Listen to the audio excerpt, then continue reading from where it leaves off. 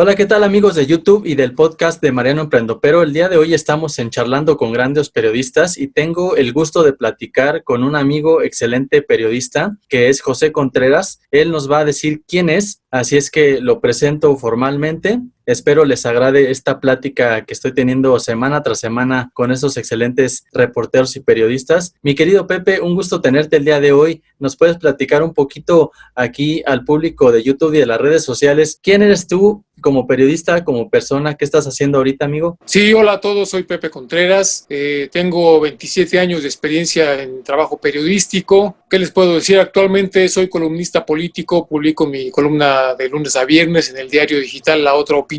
Sí, mi querido Pepe, cuéntanos tú por dónde has pasado en tu trayectoria, por dónde iniciaste. Cuéntanos, mi querido Pepe, cómo fue tu evolución de periodista. O sea, empezaste en un medio, fuiste caminando en otros y qué cargos has tenido, sobre todo también qué tipo de información has cubierto y demás. Bueno, yo empecé en el periódico El Día, que ahora ya no existe, o existe, ahí por ahí hay un pasquín muy feo, pero yo empecé en el periódico El Día cuando todavía era un periódico importante. Empecé ahí haciendo mi servicio social y empecé reporteando en problemas urbanos, que la vecindad está a punto de caerse, que hay problemas de agua en las colonias populares, en fin. Yo me dediqué al periodismo urbano, así empecé, así me fogueé. Después de unos 5 años que estuve en El Día, me fui a la agencia del Estado, Notimex, que entonces era agencia de gobierno, ahora es la agencia del Estado, Notimex. Ahí no aguanté mucho porque no me gusta mucho el trabajo burocrático, ahí era muy burocrático.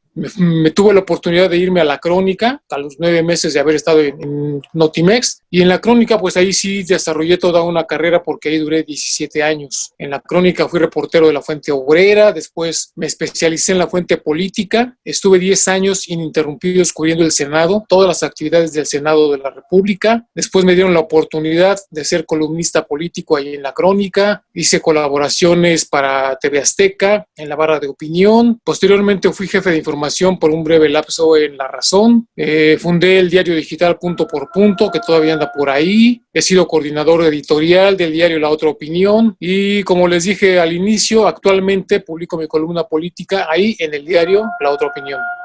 Ok, Pepe, pues tú empezaste con las fuentes obreras, que yo también tuve el gusto allí en Crónica. Yo creo que ya es como tradición para los nuevos reporteros en esa sección nacional. Y tú has estado la mayor parte de tus años de tu vida, entonces, cubriendo la fuente política. La política, digo, de los años donde tú estuviste, empezaste, y el Senado mucho tiempo, digamos que ya eres un experto en legislativo y tienes muchos contactos. Por eso estabas haciendo la columna que ahorita mencionaste de Pepe Grillo, ¿no? Si mal no recuerdo. Bueno, mucho tiempo yo la hice, no es de mi autoría, o sea, no la inicié yo. Uh-huh. Es una columna institucional de La Crónica, que tiene el tiempo que tiene La Crónica. Cuando yo entré a la Crónica ya estaba posicionada esa columna, y un tiempo me tocó a mí redactarla, no cotidianamente, fundamentalmente yo la redactaba fines de semana, y en algún momento sí la estuve redactando todos los días, pero no siempre la hice yo y no la inicié yo. Sí, yo estuve cuando la redactaba don Emilio Viale, ¿no? En paz descanse, que es también un excelente periodista. Claro que sí. Cuéntame, Pepe, un poquito tus experiencias en esta labor u oficio periodístico. Qué tal te ha ido a ti como persona en los medios? ¿Cómo te trataron? También cuando cubrías las fuentes, algunas experiencias has tenido? ¿Cómo te fuiste adentrando en las fuentes? Porque para los nuevos periodistas, sobre todo, que nos puedan mirar. Bueno, fundamentalmente a mí me ha ido muy bien en el periodismo. He tenido altas y bajas, por supuesto, pero yo pienso que empecé con el pie derecho porque llegué saliendo de la escuela, de la FES Aragón, que antes era ENEP, de la UNAM, saliendo calientito de la escuela, me fui al periódico El Día a solicitar hacer mi servicio social. En ese entonces había un convenio con la UNAM y se podía hacer el servicio social en el periódico El Día. Entonces yo llegué y me recibieron bien, me mandaron desde el primer día, me mandaron a reportear. Fue mi primer rebote porque ahí me di cuenta que en la escuela, honestamente, no había yo aprendido nada de lo que es la reporteada. Todo lo aprendí en la calle, lo que es el trabajo periodístico. Tuve la fortuna de tener ahí en El Día un buen jefe, muy estricto, gritón, porque antes así era, y todavía en algunos casos, en algunos medios hay jefes así. Pero en ese entonces, ese jefe que a mí me tocó era muy gritón, muy neurasténico, pero gracias a él yo aprendí todo lo que hasta ahora sigo aplicando. Si yo no hubiera tenido ese jefe en ese momento, quizá hubiera sido yo otra persona, otro tendría otro perfil como periodista. Esa fue mi formación. El periódico El Día, yo siempre lo he dicho y lo diré, es mi alma mater, porque ahí aprendí todo lo que ahora hago, todavía hasta la fecha. Y de ahí, de ese periódico en donde yo aprendí muchísimo, de hecho todo, pues como les comentaba hace rato, estuve brincando y hubo un momento en el que ya no me sentí bien ahí y me moví. Yo siempre he dicho que cuando uno no está a gusto en un medio, te tienes que mover, porque esto es muy dinámico, te tienes que mover. Y me moví y hice un examen de oposición y entré y gané una plaza en Notimex. Bueno, pues después de todo, ya no me sentía a gusto ahí porque, como les comentaba hace un momento, el trabajo burocrático y oficialista no me gusta. Y me fui a la Crónica. En la Crónica me fue también muy bien porque fui escalando posiciones, como bien decías, llegando me mandan a la Fuente Obrera, que es una fuente despreciada, vamos a decirlo así, por los medios, despreciada por los editores, pero yo ahí sí hice méritos, hice los suficientes méritos como para que de ahí me brincaran a la fuente política y de ahí ya no me moví. Llegando yo al Senado de la República, no me movieron en 10 años y de ahí solamente me movieron para hacerme columnista político. Quiero comentarte que una cosa son las fuentes de información, que hay fuentes más ricas que otras, pero más que las fuentes, lo que importa es la disposición del reportero. Tú puedes tener la fuente del Senado por mucho tiempo, pero si no le sacas provecho, te conviertes en un burócrata más, como muchos hay, Hay todavía mucha gente así. Obviamente no voy a decir nombres, pero hay mucha gente que cuando yo llegué al Senado ya estaban ahí. Que ahorita, 10 años después de que yo me salí de ahí, todavía siguen ahí. Esas gentes siguen ahí. Es gente que se burocratiza. Es gente que ya hace el trabajo de manera mecánica y no le buscan.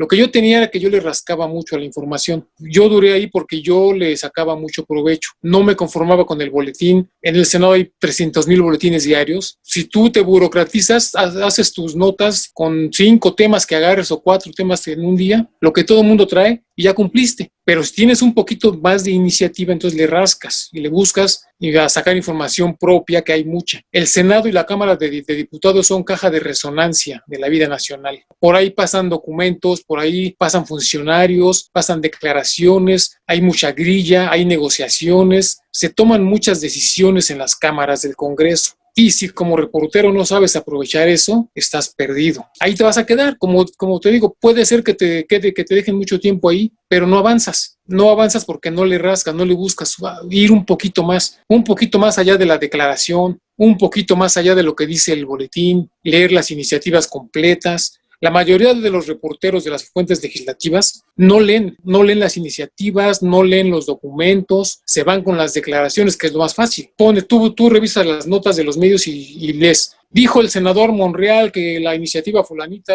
nos va a ayudar mucho para tal. Y dice el panista fulano que no es cierto. Y dice el del PRD que sí. Y ya esa es la nota. Pues muy diferente si tú agarras la iniciativa y dices, a ver, Monreal dice que esta iniciativa es buena, vamos a ver si sí es cierto o no. Y si tú la lees, a lo mejor le encuentras trampas, a lo mejor le encuentras cosas rasposas a esa iniciativa que te la pintaron muy bonita. Y entonces, como tú lo leíste, puedes tú sacar una nota diferente a la que traen los demás. Porque tú vas a tener una visión crítica y vas a dar la nota de la iniciativa, pero ya con una visión crítica. Entonces, eso marca la diferencia entre un reportero y otro reportero. Todo eso lo aprendí ahí y eso se aplica a cualquier fuente, a final de cuentas, no solamente a la fuente política. Esto lo puedes aplicar en la fuente policíaca, incluso en la fuente laboral. A la fuente laboral que tanto desprecian en los medios, se le puede sacar mucho provecho también, siempre y cuando tengas una actitud de investigar un poquito y de ir un poquito más allá de lo que te dan ya digerido. ¿Cómo ves, mi querido Mario? Sí, coincido contigo, Pepe. Yo creo que esa cuestión que dices de la crítica, el buscarle, es lo que hace y marca la diferencia de una nota o un reportaje, crónica, lo que sea, entrevista, respecto a los demás, lo que traen los demás, y que pues, todos vamos trayendo lo mismo. Yo recuerdo justamente esta clase, esta cátedra que tú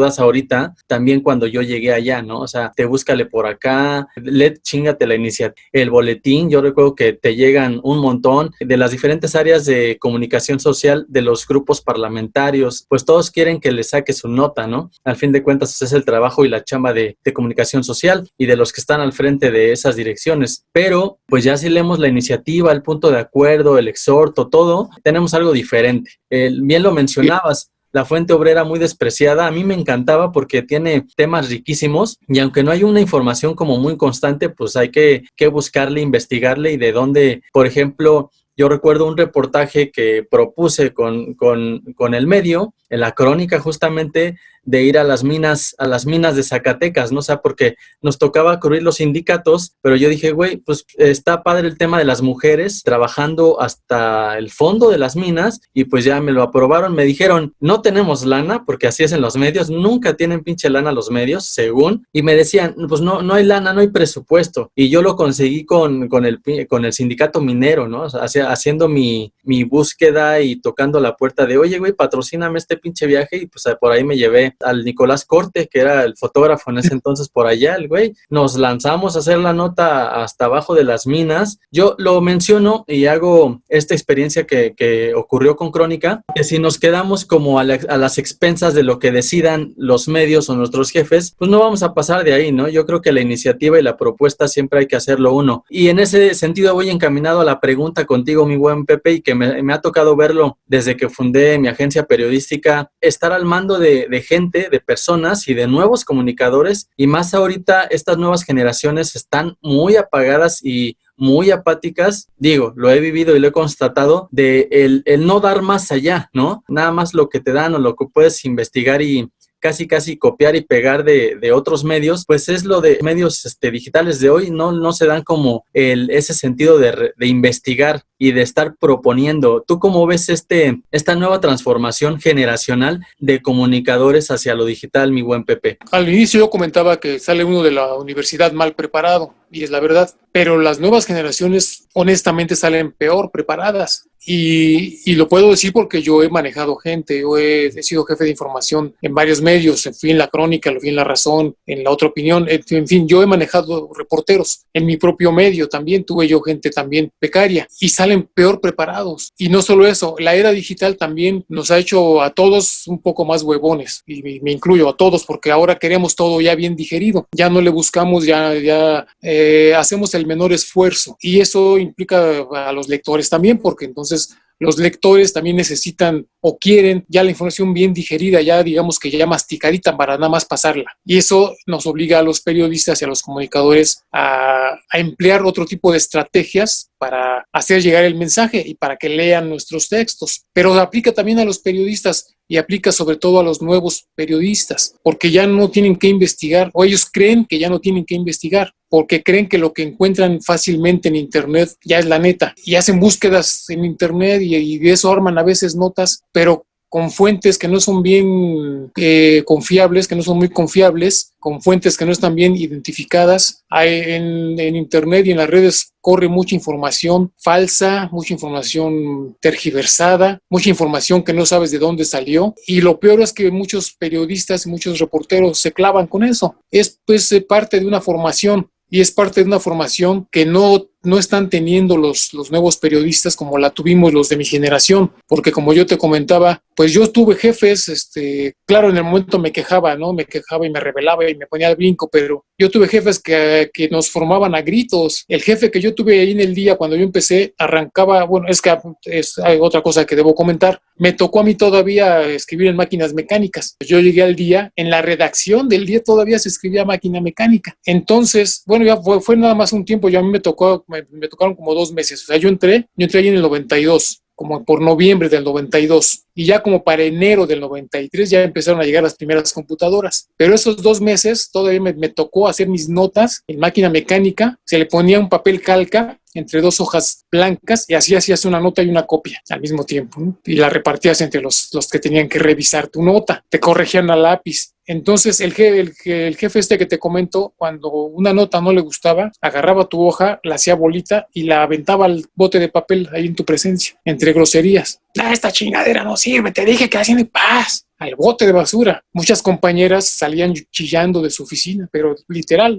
salían llorando. Les decían, no sirves para esto, vete al salón de belleza, tú mejor estudia belleza, no sé, cosas así. Y así nos iban formando. Bueno, yo así me formé. Ahora no, ahora tú le hablas fuerte a un nuevo reportero y se espantas, ponen al brinco, casi te quieren demandar por discriminación o cosas así, ¿no? Entonces ya no hay esa formación que antes había. Antes el perfil de los jefes de información era muy enérgico, muy autoritario. Casi era una regla en todos los medios. Tú puedes hablar con periodistas de mi generación o anteriores y ahí quizá a ti te tocó un poquito ahí en la crónica también con Paco Báez, por ejemplo, ¿no? Que era de ese estilo. Bueno, así como tú conociste a Paco Báez, había muchos jefes de información en los medios. Así eran, así estaban acostumbrados a hacer y así formaban a los reporteros. Pero hubo muy buenas generaciones de periodistas gracias a esos jefes que tanto odiábamos, porque los llegamos a odiar a veces. Ahora no, hacías más esfuerzo porque te aterraba que te fueran a regañar. En Notimex me tocó una jefa que también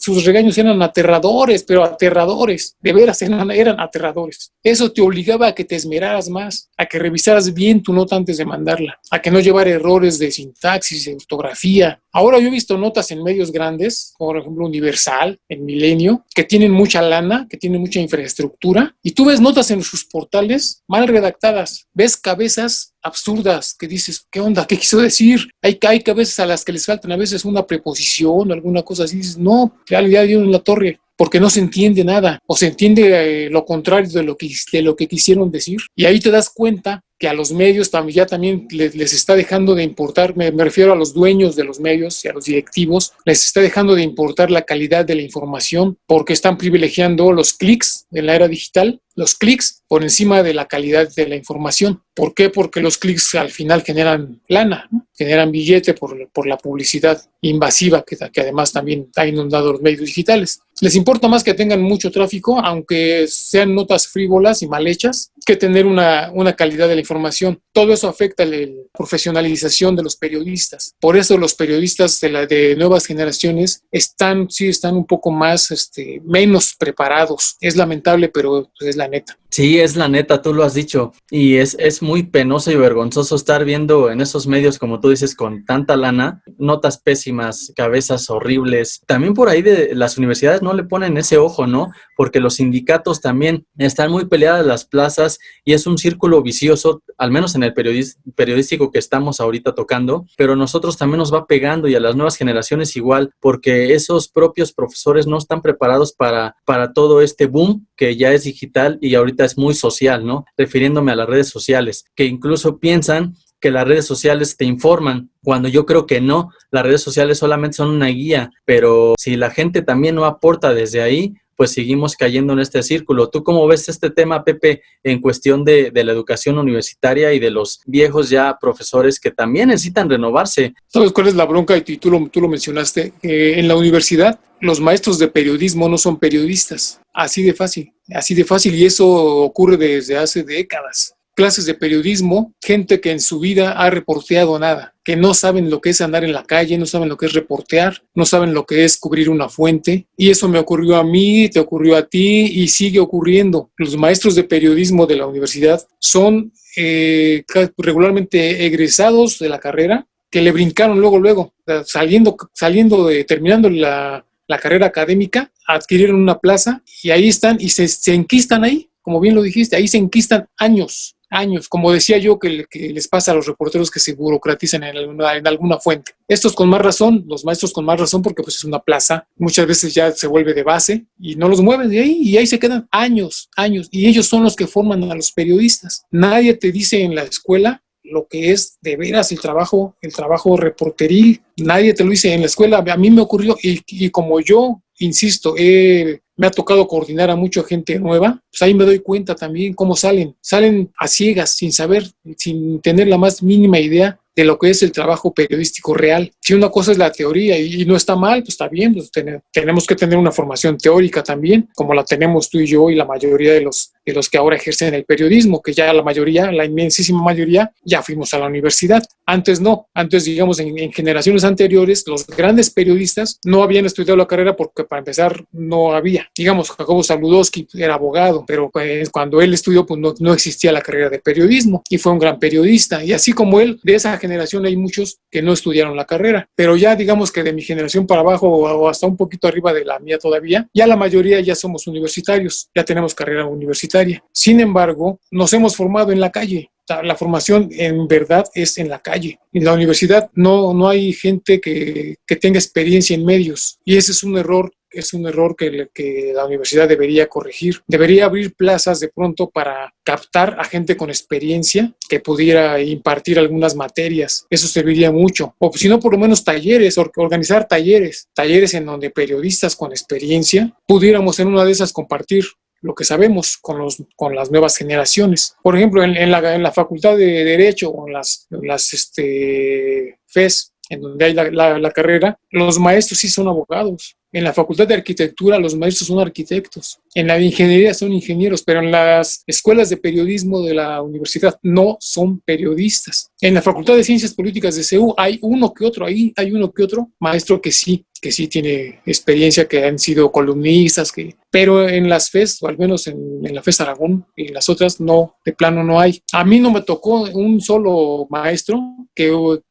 bueno, hubo uno que había tenido alguna experiencia en un pasquín de Nesa, fíjate, porque ya sabes que Nesa es Pasquilandia, ¿no? Y hay chorromil pasquines desde siempre. Entonces a mí me tocó un maestro que había tenido una experiencia en un periodiquito de Nesa. Era el único que tenía nociones de cómo se hacía un periódico, el único. Toda mi carrera, de mis 4 años que estuve en la FES, antes en EP. Entonces ese es un gran problema porque no se aprovecha bien la etapa académica de la formación del periodista. Se tiene uno que esperar hasta salir a la calle para saber lo que es. Yo no sabía, por ejemplo, en la escuela a mí nadie me habló de lo que era la publicidad, por ejemplo. Yo me enteré hasta que salí. No imaginaba yo que la publicidad era la principal vía de financiamiento, por ejemplo, de los medios, como sigue siendo. Y la publicidad institucional, o sea, la de los gobiernos. Y no sabía yo todo lo que implica esto, ¿no? Toda esta relación perversa entre los medios y el Estado a través de la publicidad que se mantiene hasta la fecha todavía. Nadie me habló en la escuela de eso. ¿A ti te hablaron de eso? Nadie me habló del Chayo, por ejemplo. Es un fenómeno que real. Nadie me habló de eso. Yo también me lo topé hasta que salí. Dije, ¿y esto qué es, no? Nunca nadie me habló de esas relaciones que había oscuras. Y de todo eso yo me vine a enterar hasta que yo salí de la escuela y hasta que empecé a involucrarme en un medio. Sí, entonces, ahí la bronca es de formación de la universidad. Claro, Pepe. Ahorita me preguntaba si a mí me lo enseñaron y la verdad no me lo no me lo tocaron. Justo este tema de la publicidad institucional, gubernamental, es pues casi hasta de una materia, ¿no? Porque es muy complejo el punto de los chayos, que sí también pasan aquí en los medios. Y mencionas justamente tema Pasquín, los periódicos muy pequeños de algunos municipios y demás. Ya nos tocas como unos tecnicismos, digámoslo, periodísticos, y tú eres buenísimo en eso porque también sacaste un libro, ¿no?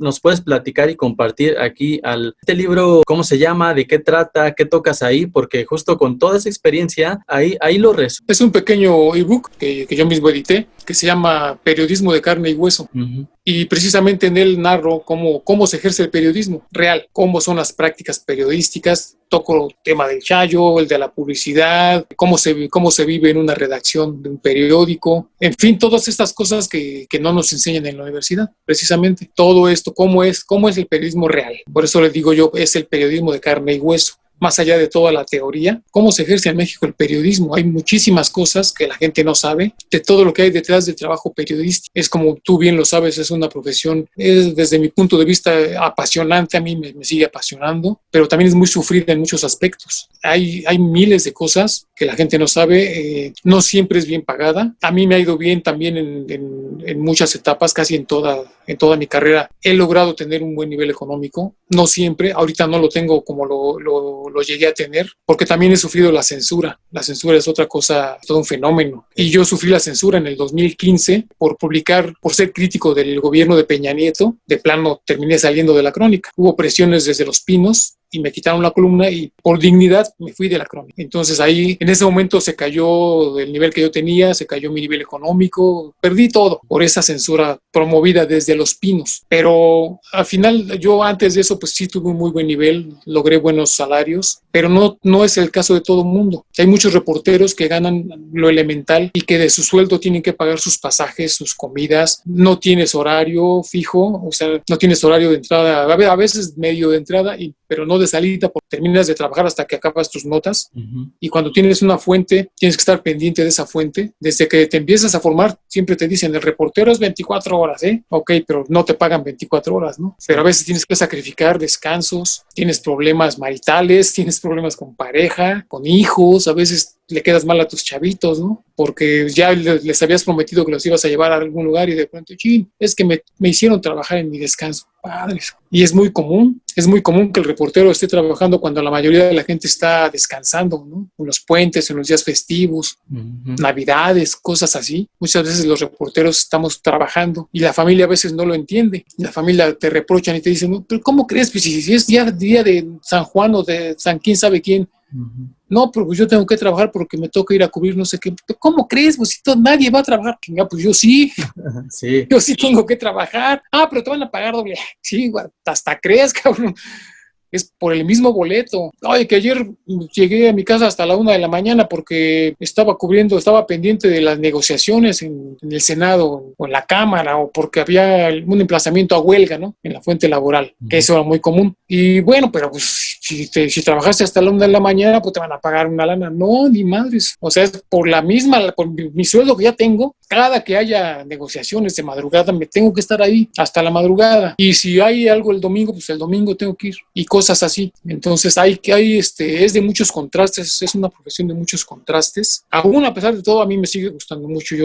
Me encanta, pues yo a esto me he dedicado, como dije hace rato, ya son 27 años en donde he pasado de todo, cosas buenas y malas, he hecho buenas coberturas, he tenido la oportunidad, por ejemplo, de hacer crónicas de funerales de personajes relevantes. Ya tengo una colección de varias crónicas de funerales. Me tocó hacer crónica de funeral de Fidel Velázquez, por ejemplo, López Portillo, de Arturo Durazo, de Fernando Gutiérrez Barrios, de Juan Camilo Muriño. O sea, he hecho crónicas de varios funerales de personajes importantes. Me ha tocado hacer, en el Senado pues hacía muchas crónicas parlamentarias. Me tocó ir a cubrir el seguimiento de la matanza de Acteal. Eso fue por Notimex. En fin, yo he tenido muchas satisfacciones y con sus altas y sus bajas, pues ahí voy, ¿no? Ahí sigo y ahí seguiré. Ok, Pepe, eso es lo padre del oficio periodístico. Sí, yo aprendí muchísimo ese estilo de crónicas ahí, justamente en este periódico donde tuve el agrado de conocerte, porque te enseñaba, por ejemplo, como bien lo dices, en paz descanse, uno de mis mentores, pues David Romero, me enseñó bastante el tema de cómo cronicar bien, digámoslo así, cómo hacer un buen reporte. Y tocabas un poquito el tema del emprendimiento, del punto por punto. También tuve la oportunidad de colaborar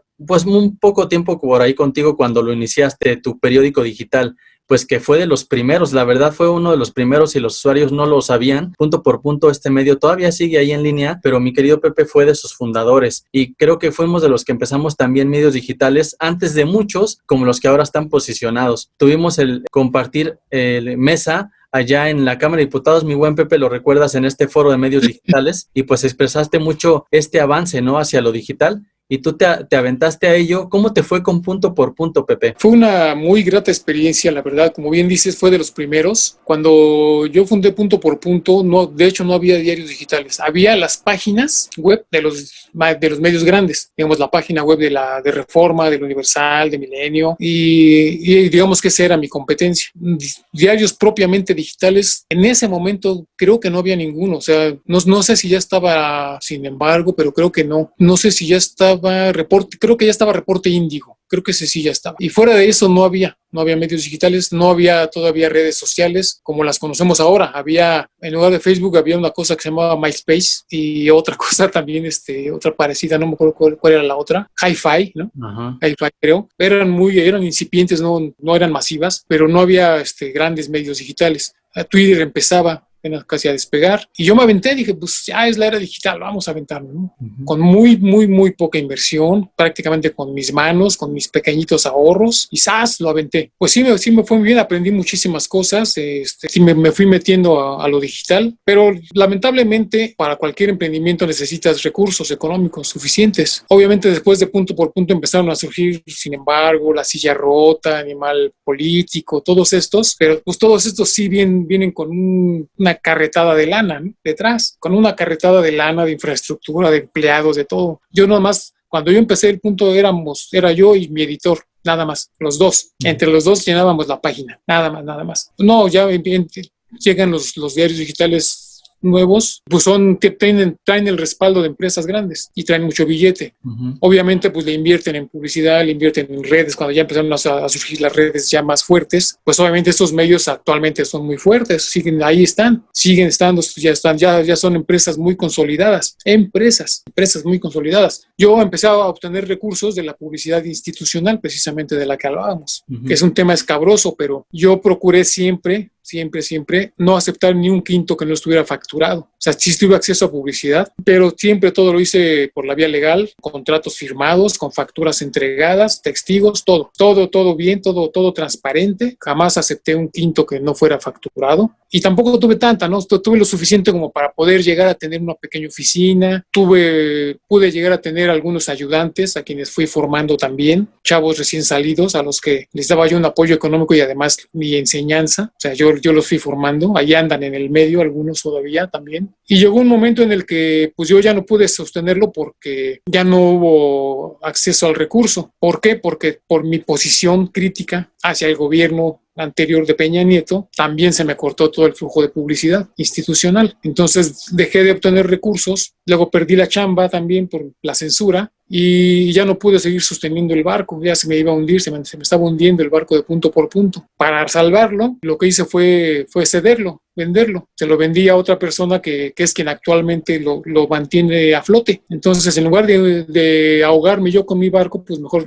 se lo cedí a otra persona y el barco ahí está. El barco se salvó porque el barco sigue navegando. Es como dar un hijo en adopción. A veces yo así lo veo, ¿no? Para que no se muera contigo, mejor lo das en adopción y alguien que sí lo cuide. Entonces el diario digital sigue ahí, sigue un tanto marginado porque también esta persona tampoco tiene recursos, pero ahí lo mantiene. Se renueva todos los días, tiene una oferta informativa y el diario ahí está. Es muy buen concepto, un buen concepto de diario digital. Y efectivamente fui de los pioneros. A partir de ahí ya empezaron a surgir de todo tipo, ¿no? Los que conocemos, los que yo mencioné, que son serios, ¿no? Que hay una empresa, que hay todo un tinglado detrás, que son dirigidos por periodistas, ahí sí, porque muchos de los medios impresos no son dirigidos por periodistas y los dueños no son periodistas. En el diarismo digital, la mayoría sí son propiedad de periodistas y son dirigidos por periodistas. Eso cambia porque pues ya hay un poquito más de profesionalización, sobre todo en algunos casos como Animal Político, por ejemplo, ¿no? Y pues ya estamos en el boom de los medios digitales. Hay de todo. Hay 300,000 pasquines digitales también. Así como en su momento hay, o todavía los hay, muchos pasquines impresos, también hay miles de pasquines digitales. Y hay muchas personas que ponen su página, ¿no? Su página digital y dicen, ya tengo mi página, pero no ofrecen información de calidad ni tienen impacto, que esa es la diferencia. Y además es clave. No puedes tú tener un medio digital nada más por la emoción de tenerlo, por la satisfacción de tenerlo, creo yo. O sea, esto no es nada más por amor al arte. Tú debes tener un medio que tenga impacto, que tenga difusión. Si no, ¿qué sentido tiene? Sí, la satisfacción personal de que ya tengo mi medio, qué padre, ¿no? Pero si tu medio nadie lo lee, yo no le veo sentido, no le veo mucho sentido. Eso es hacer como periodismo testimonial. Nada más queda el testimonio. Ah, sí, pues ahí está el medio, ¿no? Pero si nadie lo lee, no tiene mucho sentido. Un medio debe tener difusión, debe tener impacto y pues debe tener también rentabilidad, porque es nuestra profesión y de esto vivimos. Entonces, se deben combinar todos estos factores: difusión, impacto y rentabilidad económica. Sí, el dinero dicen que es tan solo vanidad, pero la neta es que de algo tienen que vivir. Y si estamos hablando de emprendurismo, no sé si el término sea correcto, si vamos a emprender en un medio periodístico, pues tiene que ser también un medio rentable. Y para esto se requiere iniciar con un buen trancazo financiero, porque si no te vas, te caes. Tarde o temprano te caes. Y yo digo que temprano. Sí, tienes razón, te caes tarde o temprano y más temprano que tarde si no tienes la lana, la infraestructura, porque las finanzas pues, es lo que salva a cualquier empresa y un portal también es una empresa, ¿no, mi querido Pepe? También tuviste por ahí una incursión en una agencia turística, ¿sí o no, mi querido Pepe? ¿Cómo fue tu paso por este emprendimiento? Porque tú eres periodista. También es una buena experiencia, es una agencia de viajes, es un buen negocio, sí, hay mucha demanda. también hay mucha competencia, pero al final vuelvo a lo mismo. Al final no hay gran diferencia entre una empresa periodística y una empresa de viajes. La clave sigue siendo la misma.